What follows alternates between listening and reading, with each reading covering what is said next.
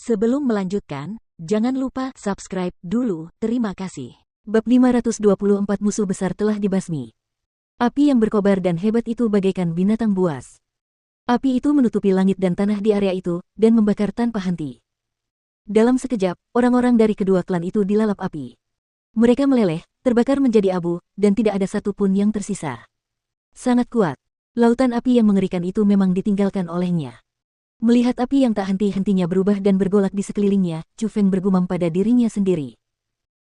Meskipun dia berada di dalam formasi roh emas dan sama sekali tidak bisa terpengaruh oleh api, hanya dengan melihat suasananya, dia bisa melihat betapa mengerikannya api itu, dan api seperti itu membuatnya teringat pada dua lautan api di Provinsi Azure. Satu berada di padang pasir yang tandus, yang satu lagi di sekolah bunga plum. Lautan api di kedua tempat itu sangat mengerikan. Para pembudidaya tidak dapat mendekatinya, dan keduanya dianggap sebagai area terlarang. Saat itu, Chu Feng sudah menduga jika lautan api yang mengerikan itu buatan manusia, mungkinkah diciptakan oleh pria yang mengerikan ini. Dulu dia hanya menebak-nebak, tapi hari ini dia membenarkan fakta itu. Ayaya, sungguh sia-sia. Terlalu boros. Begitu banyak alam surga. Begitu banyak energi sumber alam surga, dan bahkan ada 2 di alam surga tingkat 9. Namun mereka mati begitu saja. Setidaknya tinggalkan mayat yang utuh untukku agar bisa memurnikan semua energi sumber. Namun, tepat pada saat itu, Egi melompat-lompat sambil berteriak keras dengan wajah penuh kesedihan. Meskipun saat ini, energi sumber di alam surga mungkin tidak memungkinkannya untuk membuat lebih banyak terobosan, baginya, itu masih sangat menarik. Menghadapi situasi itu, Chu Feng hanya bisa tersenyum pahit. Meskipun pria yang menakutkan itu mendengarkan kata-katanya sampai sekarang, bagaimanapun juga, pikirannya sedang kacau. Chu Feng tidak dapat mengendalikan banyak hal, misalnya, kekuatan serangannya. Namun saat ini, bagi Chu Feng, dia tidak terlalu peduli dengan kerugian kecil itu. Dia merasa bahwa selama dia bisa terus mengendalikan pria itu, dia akan merasa puas. Itu karena pendiri Naga Azure mengatakan bahwa dia mungkin bukan seorang penguasa bela diri, tetapi seorang raja bela diri. Selama dia membayangkan memiliki seorang ahli raja bela diri sebagai antek di sampingnya, itu membuat Chu Feng memiliki perasaan aman yang belum pernah dia rasakan sebelumnya. Api ini terlalu mengerikan, dan akan melukai orang yang tidak bersalah. Apakah kamu bisa menariknya kembali? Chu Feng bertanya kepada pria itu. Api yang mengamuk dari surga yang membara berasal dari tubuhku. Mereka lahir sesuai keinginanku, dan padam sesuai keinginanku. Jika aku ingin mereka lenyap, tentu saja mereka akan lenyap. Tatapan mata lelaki yang menakutkan itu menyala, dan api di sekelilingnya bagaikan air pasang yang menyerbu ke arah tubuhnya. Hanya dalam sekejap, api yang mengerikan itu benar-benar menghilang. Namun, jika melihat ke tanah, semuanya sudah berantakan. Tanahnya hitam pekat, mengeluarkan panas yang menyengat, dan udaranya pun berputar-putar. Setelah itu, Chu Feng tidak terburu-buru membawa orang itu kembali ke dinasti Jiang. Karena bahaya yang mengancam sudah sirna, dan Raja Monyet mengerikan dan pendiri naga biru ada di sana untuk menjaga benteng, di pihak dinasti Jiang, tidak akan terjadi kecelakaan. Dan karena faktor ketidakstabilan pria tersebut, Chu Feng perlu lebih mengendalikan dan memahaminya. Jadi, dengan metode khusus, Chu Feng mulai bertanya kepada pria itu. Dia ingin lebih memahami pria itu agar bisa lebih mengenal dirinya sendiri. Namun entah mengapa, kesadaran pria itu menjadi sangat kacau. Seolah-olah ingatannya sedang diikat oleh seseorang, dan sebenarnya dia tidak tahu siapa namanya, dia juga tidak tahu dari mana asalnya, apalagi tahu siapa ayah Chu Feng dan dari mana Chu Feng berasal. Dia hanya ingat beberapa bagian yang terfragmentasi, dan dia mengikat bagian-bagian itu bersama-sama, yang membentuk sebuah misi, dia harus melindungi Chu Feng. Jika sesuatu yang buruk terjadi padanya, malapetaka akan menimpanya sendiri. Ketika Chu Feng bertanya dengan mendalam, pria itu bertindak seolah-olah dia merasakan kengerian yang luar biasa dan benar-benar mulai melontarkan omong kosong.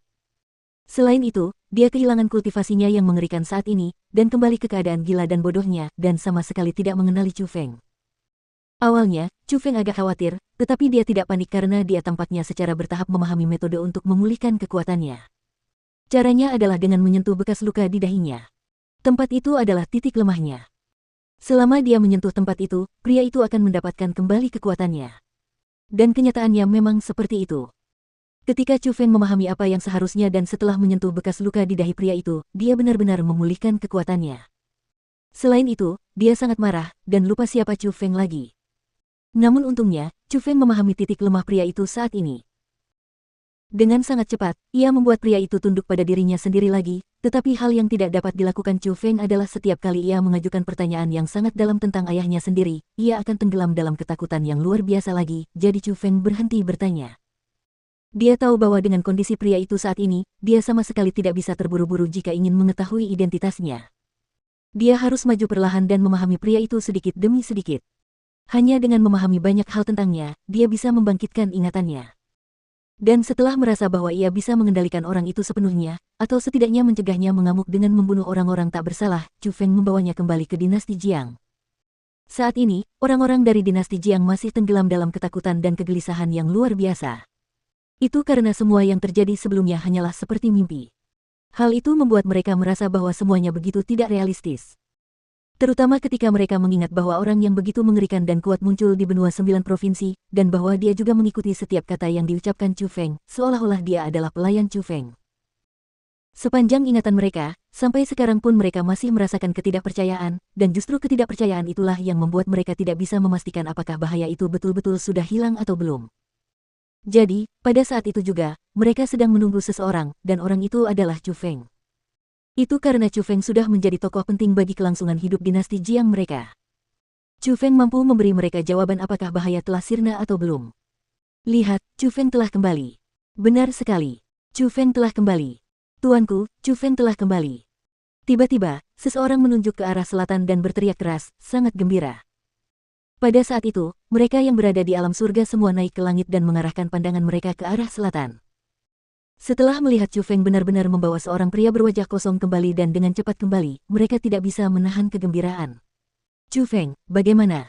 Chu Feng, di mana dinasti Ji dan dinasti Liu? Apakah kau sudah menyusul mereka? Kaisar dinasti Jiang beserta sekelompok ahli seperti Jiang Hengyuan menyambutnya terlebih dahulu. Melihat ekspresi gugup mereka, Chu Feng tersenyum tipis, lalu berkata, leluhur tua dinasti Ji, leluhur tua dinasti Liu, serta orang-orang mereka yang memasuki benua 9 provinsi, telah menghilang selamanya dari dunia ini. Musuh besar 9 provinsi telah dibasmi. Chu Feng, apakah kata-katamu benar? Pada saat itu, kerumunan dinasti Jiang semua terkejut gembira, tetapi mereka juga sedikit tidak berani mempercayainya. Benar sekali. Chu Feng menganggukkan kepalanya dengan tegas. Hebat sekali, hebat sekali. Hebat sekali.